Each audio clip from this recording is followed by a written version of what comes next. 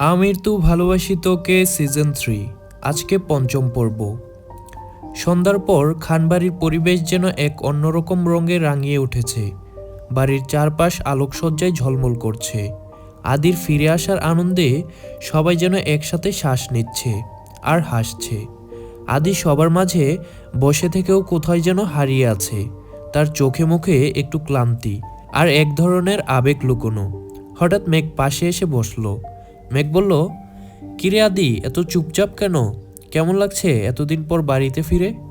আদি একটা হালকা হাসি দিয়ে বলল, সব কিছু যেন আগের মতোই আছে, অথচ অনেক কিছু বদলে গেছে। মা আগের মতোই মমতাময়ী, আর তোমরা আগের থেকেও বেশি আপন হয়ে গেছো। বন্যা পেছন থেকে নাস্তার ট্রেটা নিয়ে এসে টেবিলে রাখলো। বন্যা বলল, এই যে ছোট দেবর, এখন না খেলে কিন্তু আবার জাপানে ফিরে যেতে হবে। সব খাওয়ার আগে তোকে ছাড়ছি না। সবাই হেসে উঠল। আদি হাতে তুলে নিল তার প্রিয় চিকেন চপ আর চা। একটুখানি খেয়েই বলল, এই স্বাদ জাপানে কোথাও পাইনি। মাঝে মাঝে আরিয়ান এসে কোলে বসছে, তার হাত ধরে কিছু না কিছু বলছে। আদি আদর করে বলল, তুই তো বড় হয়ে আমার মতোই হবি। আরিয়ান মাথা জাকিয়ে বলল, হ্যাঁ। সবাই মুগ্ধ হয়ে সেই মুহূর্তটা দেখল।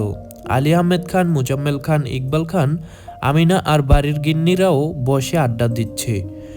মেঘ, বন্যা, মিম ও নিজেদের মধ্যে কথা বলছে আর হাসাহাসি করছে। বাচ্চারাও নিজেদের মধ্যে খেলাধুলা করছে। আসিফ, জান্নাত, আইরিন বাড়িতে চলে গেছে। শুধু আমিনা আর মিমের মেয়ে তিশা রয়েছে খানবাড়িতে। আলী আহমেদ খান বলল, আদি, পড়াশোনা তো শেষ করলে, এখন কি করবা? কিছু করার চিন্তা করছো নাকি পারিবারিক বিজনেসে যোগ করবা? আদি বলল, এখনো কিছু চিন্তা ভাবনা করিনি বড় আব্বু, মাত্র আসলাম, কিছুদিন সময় কাটাই, তারপর সিদ্ধান্ত নেব। আমিনা বলল, ছেলেটা মাত্র আসলো, কিছুদিন ঘোরাঘুরি করুক, সময় কাটাক, তারপর না হয় কাজে যোগ করবে। এখনই কাজ করার জন্য জোর করিস না। আলী আহমেদ খান আর কিছু বলল না, সেও সবার সাথে গল্প শুরু করলো। এর মধ্যে আবির ও তানবীর অফিসের কাজ শেষ করে বাসায় এসেছে। বিকালে জরুরি একটা কাজে অফিসে যেতে হয়েছিল। কাজ শেষ করে বাসায় এসেছে। বাসায় আসার পর আহিয়া, ত্রিদা আবির আর তানবীরকে জড়িয়ে ধরেছে। বন্যা আবির আর তানবীরকে চা নাস্তা দিয়েছে। আদি বলল, আবির ভাইয়া। আবির বলল, বলো। আদি বলল, তুমি না বলেছিলে সারপ্রাইজ দেবে? আবির বলল, দিব, বলেছি সময় মতো পেয়ে যাবি। তানবীর বলল, আদি ভাইয়া যখন বলেছে তাহলে দিবে, তুই কোনো চিন্তা করিস না, সময় মতো পেয়ে যাবি। তানবীর আবির পরিবারের সাথে সময় কাটিয়ে উপরে গেল ফ্রেশ হতে। এদিকে মিম মেঘের কানে ফিসফিস করে কিছু বলল। মেঘ তো চোখ বড় করে তাকালো। তুই সিরিয়াস? মিম হেসে বলল, একদম সিরিয়াস, কাল সকালে সবার সামনে বলবে। মেঘ বলল, আদি জানে? মিম মাথা নাড়ল, না, এটা একদম সারপ্রাইজ হবে ওর জন্য। একটা নতুন কৌতূহল যেন মেঘের চোখে। কয়েকবার মিমকে জিজ্ঞেস করলো, কিন্তু মিম কিছু বলল না। রাতে নিজের ঘরে শুয়ে আদি ছাদের দিকে তাকিয়ে চুপচাপ ভাবে। বিছানায় শুয়ে এপাশ ওপাশ করছে, কিন্তু কিছুতেই ঘুম আসছে না। বিছানা থেকে উঠে ছাদে চলে গেল, রাতের নিস্তব্ধতা, ঠান্ডা শীতল হাওয়া অনুভব করতে।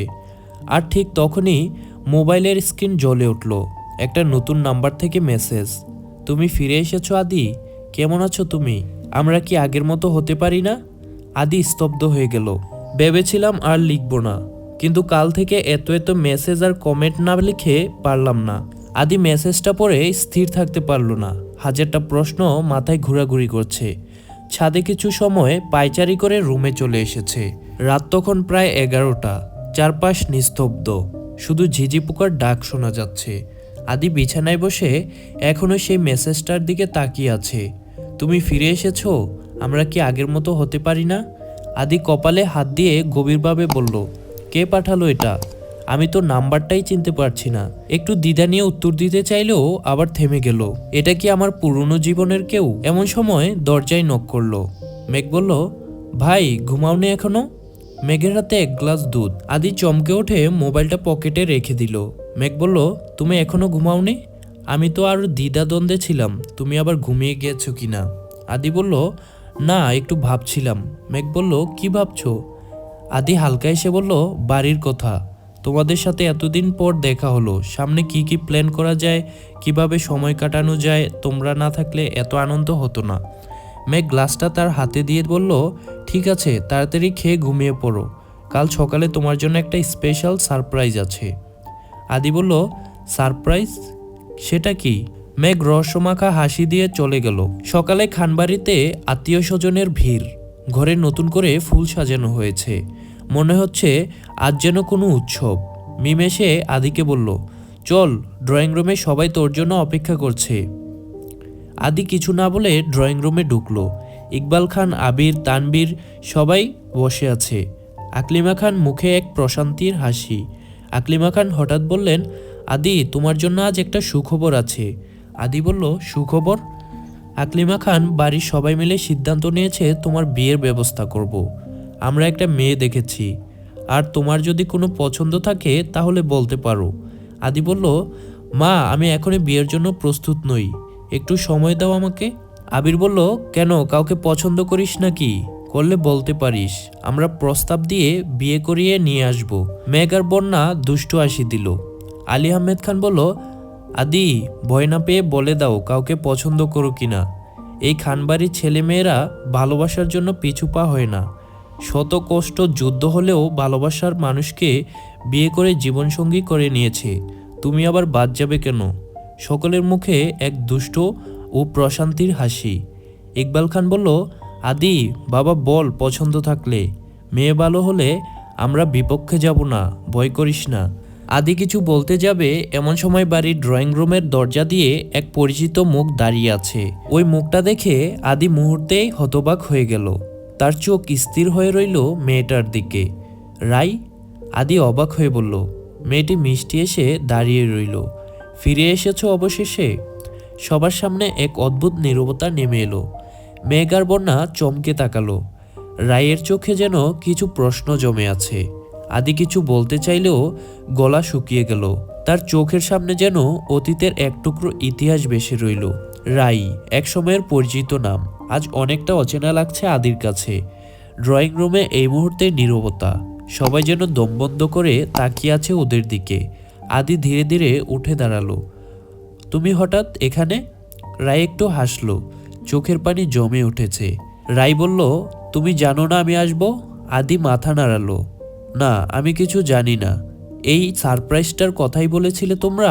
বাড়ির মানুষের দিকে তাকিয়ে বলল। তখনই মিম বলল, আদি, এটা আমাদের সবার প্ল্যান ছিল। তোমার ফেরার খুশিতে রাইকে দাওয়াত দিয়েছি। শুধু পুরনো স্মৃতি নয়, তোমাদের বন্ধনটাও নতুন করে জুড়ুক, এই চাওয়া থেকেই।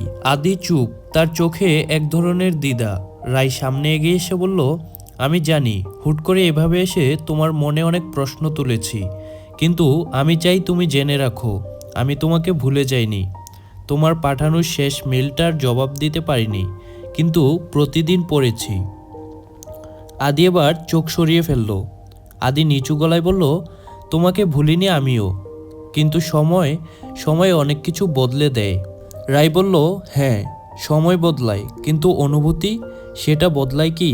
বাকিদের উপস্থিত কিছুটা অস্বস্তিকর লাগছিল আদির কাছে।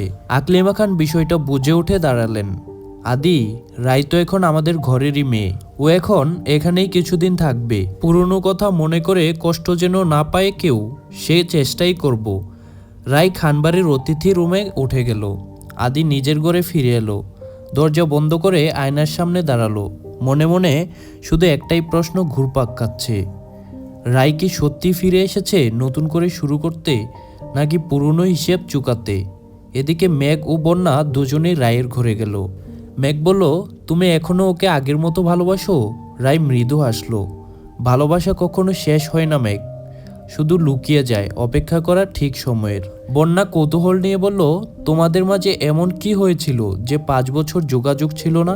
যা কিছু না বলা কথা, আর কিছু ভুল বোঝাবুঝি, যা আমাদের মধ্যে দূরত্ব তৈরি করে দিয়েছিল, সেটা আর বাড়াতে চাই না।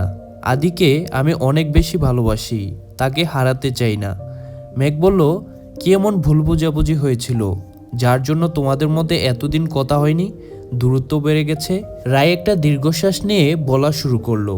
তো আজকে পর্ব 5 এখানেই শেষ হয়ে গেল। পরবর্তী পর্বে আমরা আদি আর রায়ের গল্পটা জানতে পারবো, কি কারণে তাদের এতদিন কথা হয়নি আর কেনই বা তাদের মধ্যে এত অভিমান জমেছিল যার কারণে তারা 5 বছর একে অপরের সাথে যোগাযোগ করেনি। তো পরবর্তী পর্ব পাওয়ার জন্য আজকের এই ভিডিওটাতে লাইক করে চ্যানেলটাকে সাবস্ক্রাইব করে রাখবেন, তাহলে পরবর্তী ভিডিও যখন আপলোড করব সেটার নোটিফিকেশন আপনারা পেয়ে যাবেন।